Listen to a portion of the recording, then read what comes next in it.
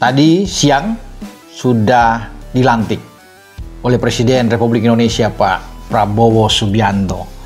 Ya, di Istana Negara Pak Erik ini menjadi Menteri Olahraga, teman-teman, yang menggantikan Mas Dito yang sebelumnya menjadi Menpora. Jadi Menteri Pemuda dan Olahraga ini Pak Erik ditugaskan oleh Pak Presiden untuk bagaimana tentunya Kemenpora ini lebih maju lagi ke depan, dan ini amanah yang harus dijalankan. Seperti kata Pak Erik, ini saya tegak lurus.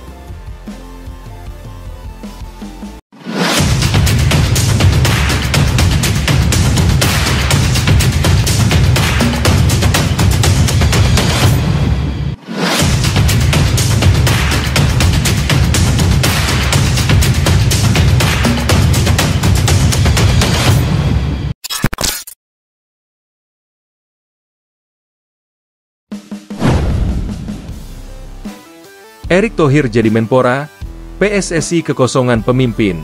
Jakarta, dunia olahraga Indonesia kembali diguncang dengan kabar besar yang membuat publik terperangah. Erick Thohir, sosok yang dalam beberapa tahun terakhir menjadi figur sentral di balik kebangkitan sepak bola Indonesia, resmi ditunjuk Presiden Republik Indonesia sebagai Menteri Pemuda dan Olahraga, Menpora. Keputusan ini disampaikan langsung oleh Presiden dalam konferensi pers di Istana Negara pada Kamis, 18 September 2025. Dengan pengangkatan ini, secara otomatis kursi Ketua Umum Persatuan Sepak Bola Seluruh Indonesia, PSSI, yang selama ini dipegang Erick menjadi kosong, menimbulkan tanda tanya besar tentang masa depan kepemimpinan federasi sepak bola terbesar di tanah air. Penunjukan Erick sebagai Menpora sebenarnya bukan hal yang sepenuhnya mengejutkan jika melihat rekam jejaknya. Selama menjabat sebagai Ketua Umum PSSI, Erick dianggap berhasil menata kembali organisasi yang selama bertahun-tahun terjebak dalam pusaran konflik internal, kasus hukum, hingga skandal suap yang merusak reputasi sepak bola nasional. Dengan kepemimpinan Erick, PSSI mulai bergerak ke arah yang lebih profesional, mulai dari pembenahan struktur organisasi, penguatan sistem kompetisi, hingga program naturalisasi pemain keturunan yang membawa dampak signifikan pada performa tim nasional Indonesia di level internasional.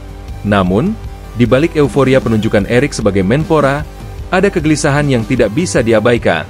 Kekosongan kursi Ketua Umum PSSI datang di saat yang sangat krusial.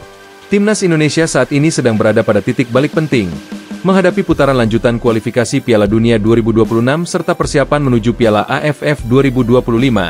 Dalam momen-momen genting seperti ini, kepastian arah kepemimpinan menjadi faktor kunci agar roda organisasi tidak goyah.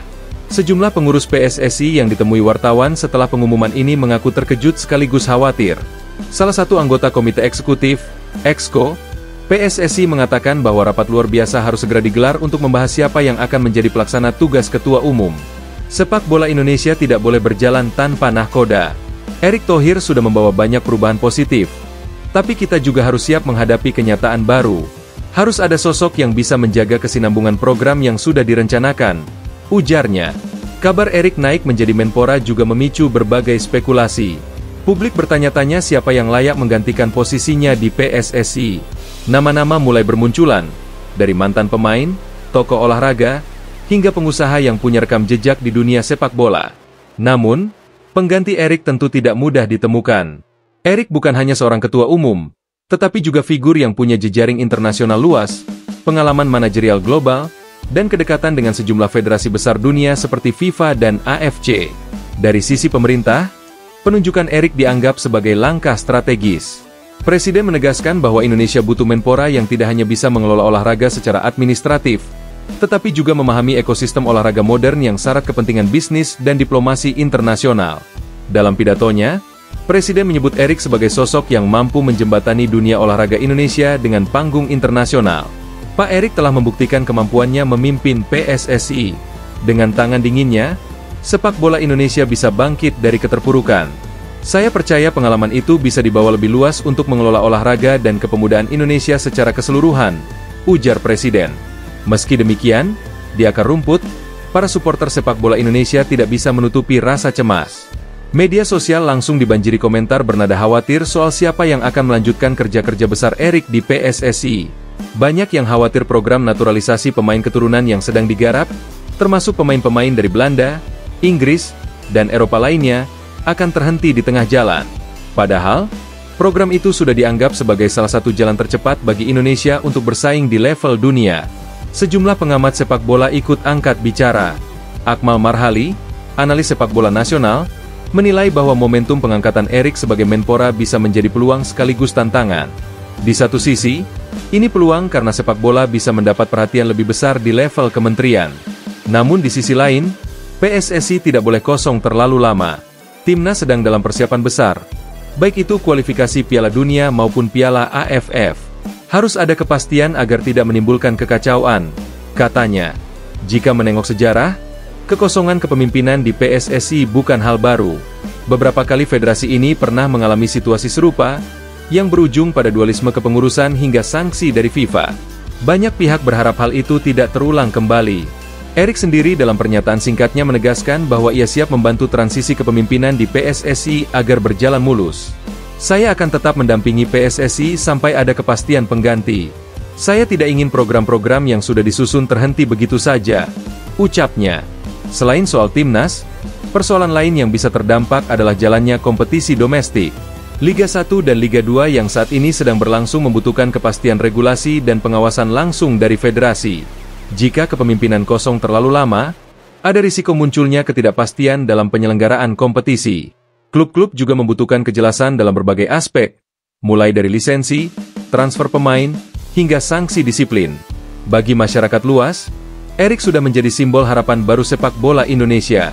Di bawah kepemimpinannya, Indonesia berhasil menjadi tuan rumah Piala Dunia U20 meskipun sempat diwarnai kontroversi.